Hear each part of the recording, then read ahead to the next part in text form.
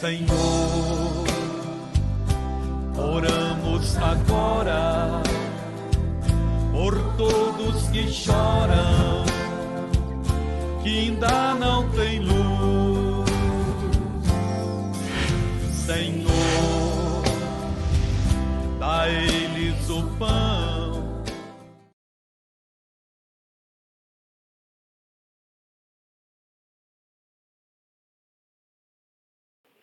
Conseguiu chegar à sala do trono? Conseguiu chegar? Eu vou falar uma coisa para você. Se você fizer isso todos os dias, você vai perceber que cada vez o tempo de oração vai ser menor para você chegar lá. Por quê, pastor? Porque nós demoramos muito para nos envolver com Deus como deveríamos. E nem percebemos que nós vamos nos afastando dele devido ao dia a dia mesmo. Não é nem por causa de pecado, não. O pecado nos separa dele. O pecado nos separa. Então, se tem uma coisa que quem pertence a Deus tem que descartar de qualquer maneira, é o pecado. O pecado nos separa. O que é o pecado, pastor? A Bíblia, ela diz que o pecado é a transgressão da lei. Está escrito dessa maneira, pastor, está escrito dessa maneira. O pecado é a transgressão da lei. Se eu não me engano, está lá no livro de Tiago, não tenho certeza. O pecado é a transgressão da lei. Mas que lei, pastor? A lei de Jesus Cristo. Quando eu transgrido a lei de Jesus Cristo, eu estou cometendo o pecado. Você está compreendendo? Tem coisas que Deus fala para mim não fazer. Se eu faço, eu estou cometendo pecado. Tem coisas que Deus manda que eu faça. Se eu não faço, eu estou cometendo o pecado. Então, olha lá, a primeira carta de João. Você viu que eu errei, né? Eu falei Tiago. Olha, a primeira carta de João. Todo aquele que pratica o pecado também transgride a lei. Por quê? O pecado é a transgressão da lei. Então alguém fala, mas o que é pecado? A transgressão da lei. Mas que lei, pastor? A lei de Jesus Cristo. Agora eu tenho certeza que é Tiago 1,25, se eu não me engano. Vamos ver o que está escrito lá em Tiago 1,25. Agora eu não errei. O Evangelho é a lei perfeita que dá liberdade às... Quando eu transgrido a lei de Jesus Cristo, que é o Evangelho, eu cometo pecado. E quando eu cometo pecado, eu não sou mais livre. Por quê, pastor? Porque aquele que comete pecado se torna escravo do pecado que cometeu.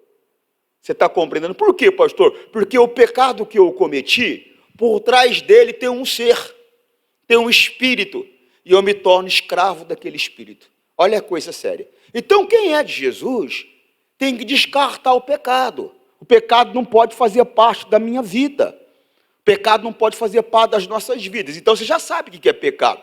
Se você tinha alguma dúvida sobre o que é pecado, você já sabe. O pecado é a transgressão da lei. E a lei de Jesus Cristo, o Evangelho de Jesus Cristo, é a lei perfeita que nos dá liberdade.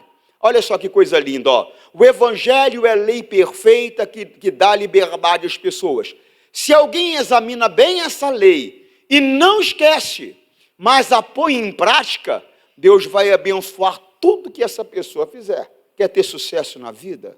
Quer colocar a mão em uma empresa que está quebrada e transformar ela numa multinacional poderosa, ou numa empresa não só multinacional, mas uma empresa regional, uma empresa nacional, ou seja, mais algo de sucesso, quero, pastor.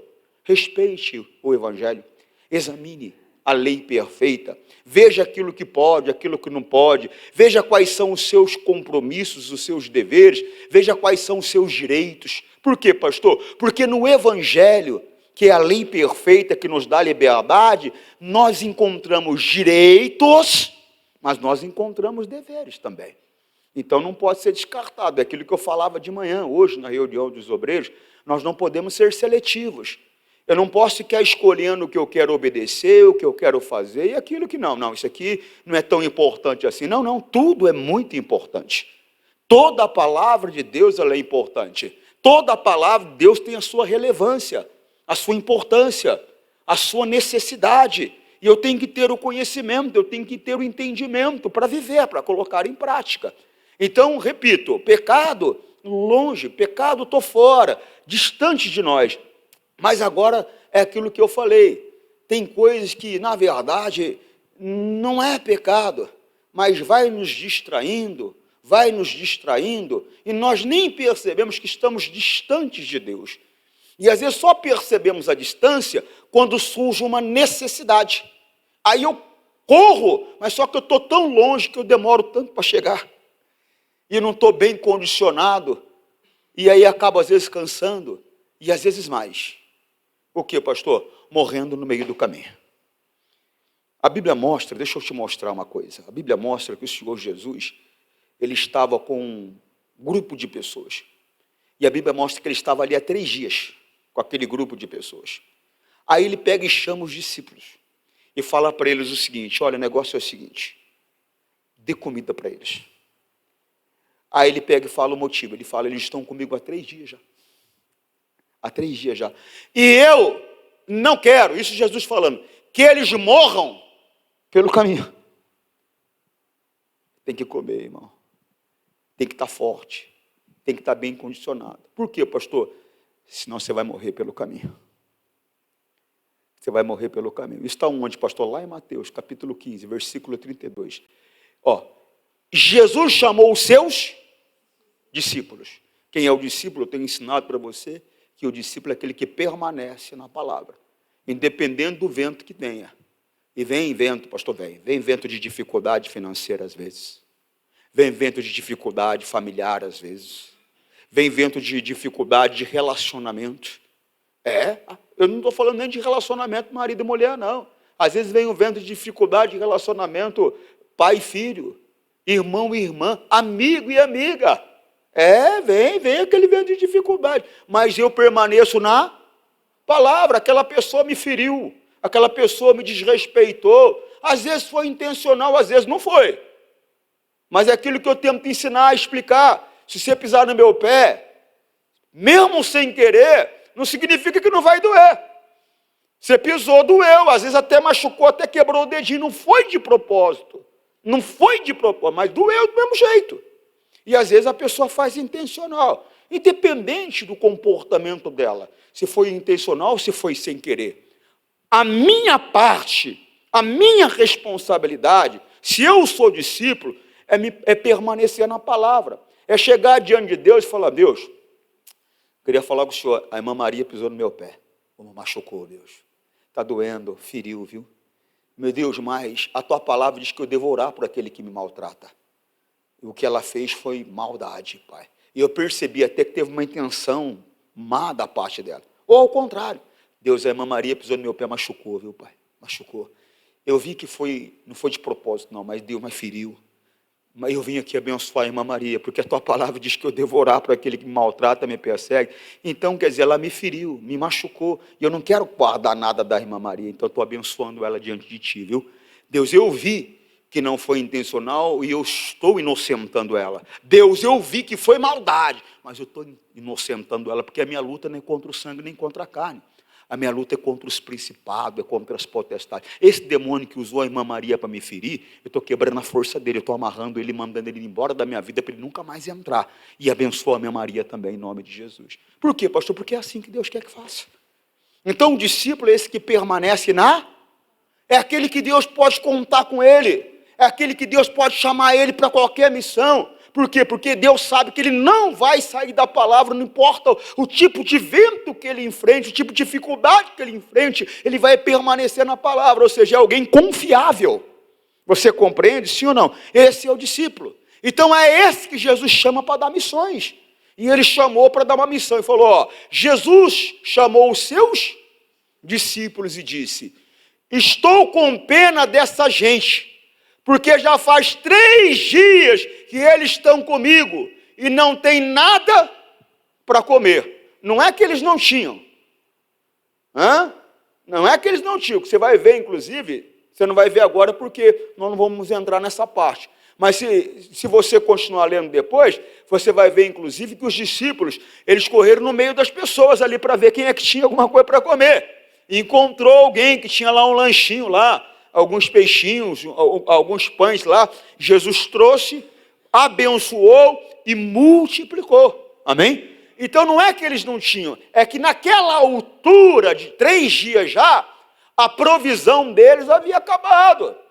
A maioria deles já não tinha mais nada. Já não tinha mais nada. Irmão, quem está acostumado a fazer jejum, sabe que 24 horas depois, talvez você possa sentir alguma fraqueza. E você tem condições de ir até um certo ponto. A um certo ponto você não tem condições mais, você pode ter um problema. Você está compreendendo? Por exemplo, eu fiz uma consagração por esses dias agora. Irmão, eu já estava um bom tempo, vamos dizer assim, sem me alimentar, estava cheio de energia. Mas eu percebi que alguns que estavam me acompanhando na caminhada, não estavam, eu mandei o pessoal entregar, porque eu vi que alguns estavam meio, né? Mas por quê? Porque as reservas físicas foram embora. Então, quem está no comando tem que ter essa percepção. Jesus percebeu. Olha o que ele falou. E Jesus chamou os seus discípulos e disse: estou com pena dessa gente, porque já faz 3 dias que eles estão comigo e não tem nada para comer. Não quero mandá-los embora com fome, pois poderiam cair de fraqueza pelo... ele tem preocupação conosco, pastor? Tem. Ele tem. Então ele manda o discípulo alimentar. Agora você não pode ser aquela criança, pessoal. Que criança? Filho, abra a boca para comer. Não quero. Não, irmão. O alimento veio, come. Não despreza, não. Lembra? Lembra? A Bíblia diz que com mansidão nós não podemos o quê? Rejeitar a palavra que em nós é implantada. Temos que aceitar com mansidão a palavra que em nós é implantada. Por quê, pastor? Porque o objetivo desse implante é salvar a nossa alma. Olha lá, está onde, pastor? Tiago 1,21. Olha só o que está escrito. Pelo quê? Rejeitando toda imundície. Rejeita o pecado, rejeita a sujeira, rejeita aquilo que é condenado, aquilo que é contrário à palavra. Pelo quê? Rejeitando toda imundície e acúmulo de malícia. Recebei. Eu tenho que receber. Repito, você não pode ser aquela pessoa infantil. Não pode ser aquela pessoa mimada. Não, como o pessoal costuma dizer aí, você não pode ser aquele evangélico Nutella, não. Não, para com esse negócio. Qualquer coisinha te escandaliza. Qualquer coisinha te ofende, porque escandalizar é ofender. Qualquer coisinha te ofende. Qualquer coisinha te chateia. Não, não. Não podemos ser meninos na fé. Temos que ser adultos na fé.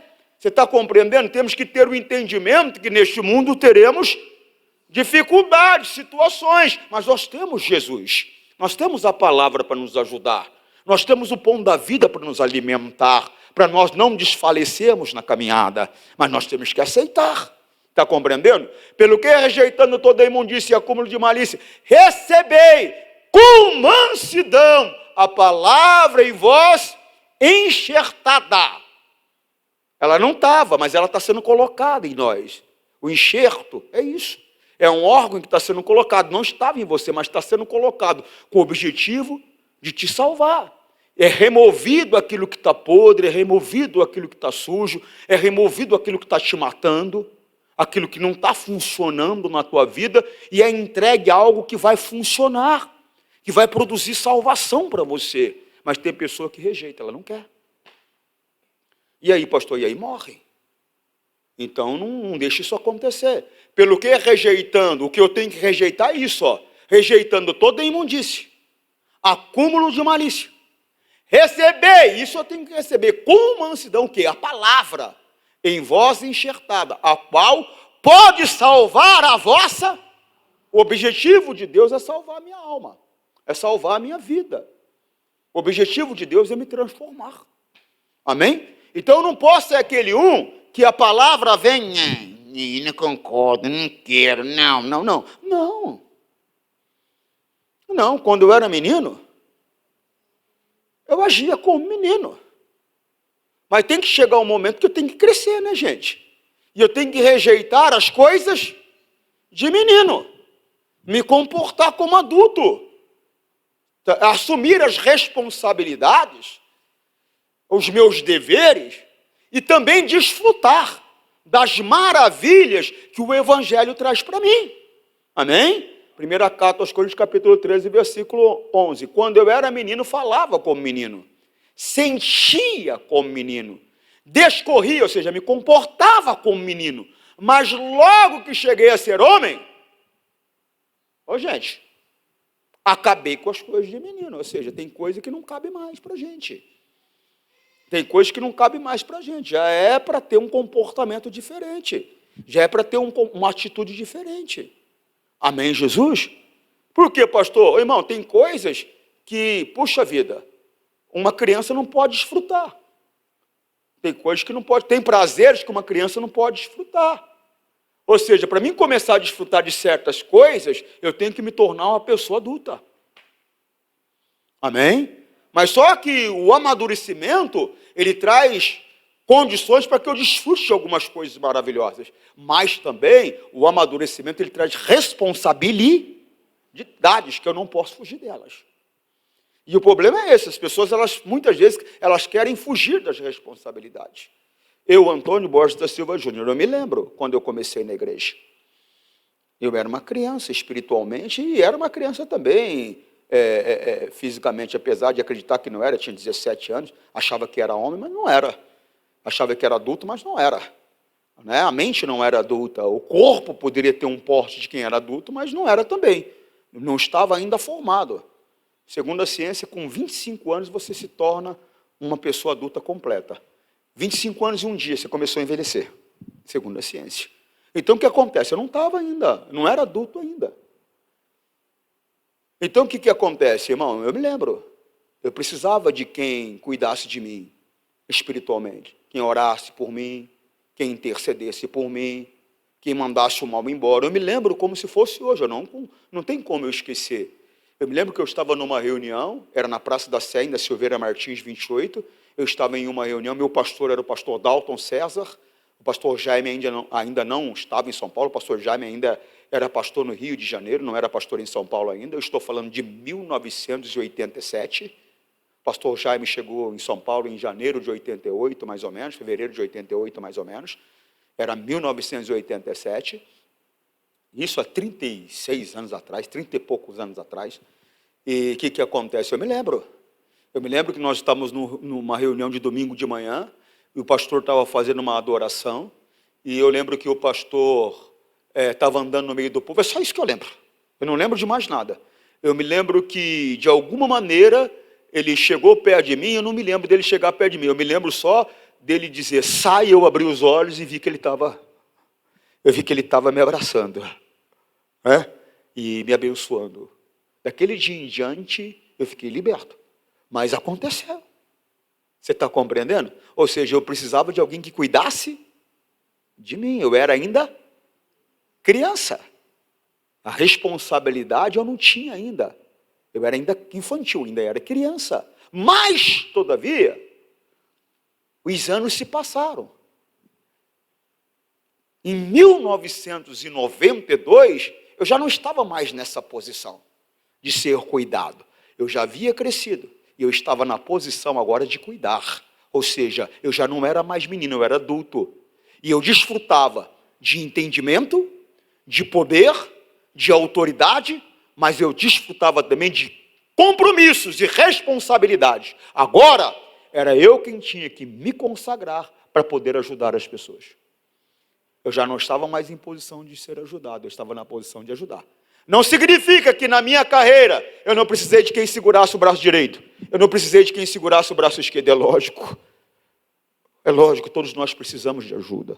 Teve momentos que eu precisei de quem orasse por mim, de quem jejuasse por mim, de quem se consagrasse por mim. Lógico que teve momentos que eu precisei de quem me segurasse, porque as pernas estavam trêmulas, para que eu não caísse, me permanecesse, me mantesse em pé. É óbvio. Deus manda.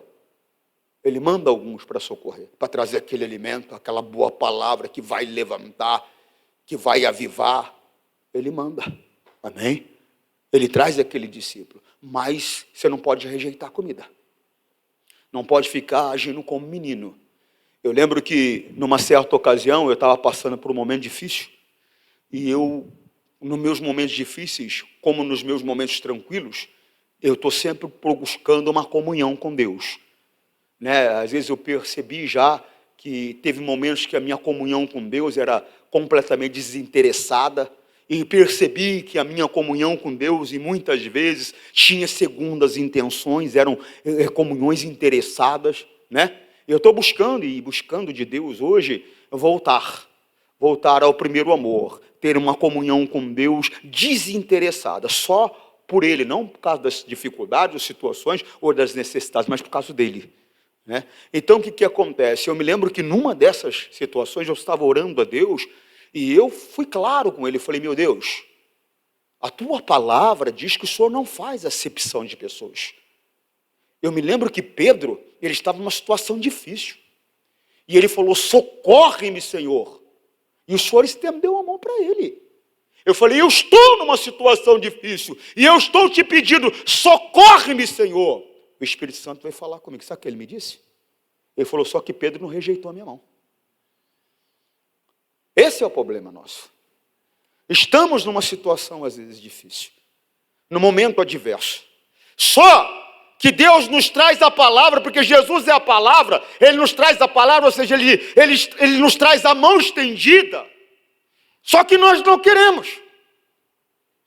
Não queremos. Não aceitamos com mansidão a palavra em nós implantada para a salvação. E aí, pastor? E aí perecemos. O Senhor Deus, Ele estava me dizendo, o Espírito Santo estava me dizendo, eu estendi a mão para você, ô Júnior. Eu estendi a mão para você, você não quis. Pedro não. Quando eu estendi, ele aceitou. Então, muitas vezes, é o que tem acontecido conosco. Não é que Deus não está nos oferecendo socorro. Não é que Deus não está nos oferecendo um livramento. É que Ele nos oferece e nós temos ainda um comportamento, uma atitude de menino. Ainda fazemos biquinho, não queremos aceitar a palavra que Ele está nos dando. Só que a palavra que Ele está nos dando é o socorro que precisamos para nos livrar daquele momento de aflição, de dificuldade. Ficamos procurando outras coisas, ficamos procurando até algo diferente nas Escrituras, querendo que Deus nos fale de uma maneira diferente, só que Ele já nos deu o que precisamos. O que é necessário para esta vida está em Cristo. Está na palavra, Ele já nos deu o que precisamos. Às vezes nós queremos que Ele nos mostre algo diferente, só que Ele não tem nada diferente para mostrar. O caminho é um só, a solução é uma só. Qual, pastor? Cristo Jesus, a palavra de Deus. É nela que nós temos que ficar. Amém? Então coloca no seu coração. Não tenha comportamento de menino. Não desrespeite a palavra. Fica nela, viva nela. Observe ela, ande nela. Por quê, pastor? Porque senão você vai estar cometendo pecado. E pecado nós já aprendemos o que é. Transgressão da lei. E o Evangelho é a lei perfeita que nos dá liberdade. Amém? Que Deus fale mais ao seu coração. Senhor, nós rogamos isto em nome de Cristo, para sempre. Amém.